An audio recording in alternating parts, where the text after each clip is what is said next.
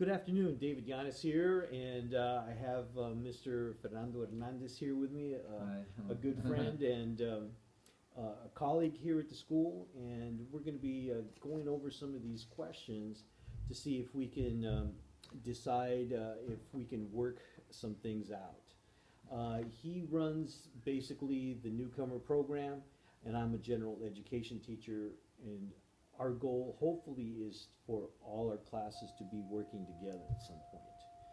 So, Mr. Hernandez, what values are guiding your thinking?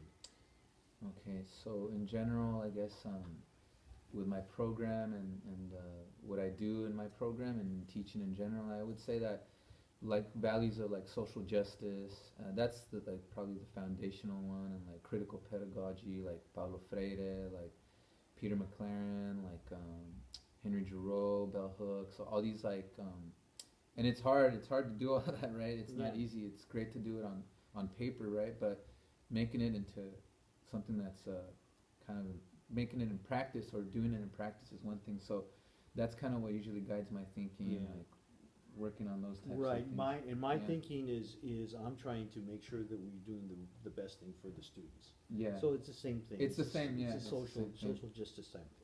What is a value that you're not willing to give up? I guess that regardless of what happens, in the context that we're in, that like you said, doing what's right for the kids, what's just for them. Yeah. So that's That's it, because I'm not it. willing to give that up Yeah, either. yeah. Okay, so what values do you believe that both groups have? Our groups, I think that we're both like-minded in that respect. That we're both like to kind of think outside of the established kind of like a framework, and we like to look Yes. for other resources, other Mhm. theories, other thinkers, other we're willing to explore, self-reflect, and think about like kind of what can be better for the, and it's not about us, it's about the kids, right? It's about Right, what the exactly. theory says. Exactly. So yeah. So what do you think that your group says about our group? My kids in the beginning, um, I, and this is kind of looking at it, like from the Yeah, time I've been in the program hindsight. to now. To the question is, I think they think that they think the kids are like cool, that they know English, that they all know English, like that it's like and I know we're all English Mhm, learners here mhm, at yeah, the school exactly. in our district. Yes. So the kids have this assumption like that they're kind of they're very removed from them. Like they think, oh, those kids already know English. Like I don't like I never thought about it directly other than the language issue. I'm thinking maybe they look up to them because the kids are more like assimilated. They're raised here more Mhm. time. So I think that's kind of the main assumption that like, and I don't know. Sometimes I wonder if they they think of them as like the same, right? That they're both from the same Mhm. background, Right.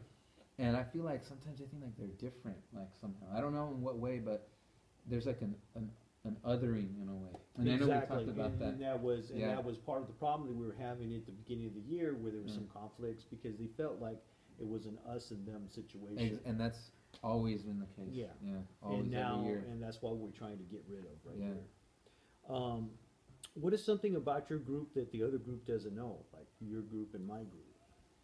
About my group that your group doesn't know, Mhm. or Yeah, both, right? yeah. Both ways. I think my group doesn't know that that your group, for example, they're all it's basically the same historical background. They're the Mhm. same people Yeah. basically, and it's just maybe a little generational gap that their parents. Some of them were brought here, Some Mhm. of them maybe were born here, second, third generation, but they come from the same background. Immigrant parents, mostly Mexican, Latino descent, Right. and that they're also English learners, and they're also affected by a lot of the same circumstances. And that's what I Absolutely. think the kids don't know, that it's like they assume that there's like this big gulf between them. I'm like, no, a couple years when you learn English, it's gonna be kind of you're gonna be in the same classrooms Exactly. probably in high school. Exactly. So yeah, And see, I think that just the backgrounds, they may have gone through a more traumatic time getting here because they're yeah, closer to that exodus than my students are. But I would like my students to be able to understand that about your students. and that is in the same way. I wish my kids knew like, hey, these kids their parents are the same experience as your parents, you know, coming Exactly. over maybe a couple years ahead of your parents, but it's almost like it's part of the same plane. It's on the same Mhm. plane, just different points, you know. Right, exactly. It's another continuum, It's part another of, exactly another part of exactly continuum. exactly. Do you have any concerns that, you know, being able to work these things out between our groups? No, you know, I don't. Like in the beginning, I think I was because I moved here from another school and I just was really stressed out with the program. You know, always trying to. I'm always telling people in the positions that run our program. You know, Yes. like this is what we need. This is what we need. We came, we moved. It was very like hectic, not having teachers that were supposed to be there in some positions, like having the classes all mixed like by grade, which shouldn't be like that. You know, it should have Right. been so it's like all those kind of other factors that end up affecting the teaching. Like we ended up switching from single grade to combos. All that stuff was just like that was stressing me out so much that I was like, well, I feel like I can't control all these other factors. I need to just control what's in the class. So that made it hard for me to want to work in the beginning, and it wasn't Right. that I didn't want to. It was just like it made it hard for me to like want to do things because I just felt, man, everything's so I have very little control over all these other factors. Yeah. And you I need felt to, closed off, and that's how yeah, I felt that it was too. yeah, That it was closed off, and you were there, and I was here. But yeah, I think now that we're seeing hopefully a common vision that we can get our students to be um, interacting more, that yeah, it will yeah. be a big plus for both of them. And now at this point in the year too, that it's like, it's almost like the dust is settled, and I'm like, okay, now I see what's going on. Now I know. Now we started talking. Now Mhm. we started doing things together. So now it's like, okay, this is just to me a no-brainer. Like we just gotta move forward with it and plan it, Correct. and Yeah.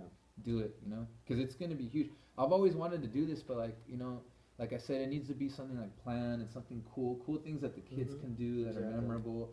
And other times it was hard for me to get somebody like another partner that would be into that had the Mhm. same vision, and that's always harder. It's like, well, if they're not gonna be on the same kind of wavelength, it's a little harder to plan something with that trust, with that confianza, Right, like, yeah, exactly, yeah, exactly.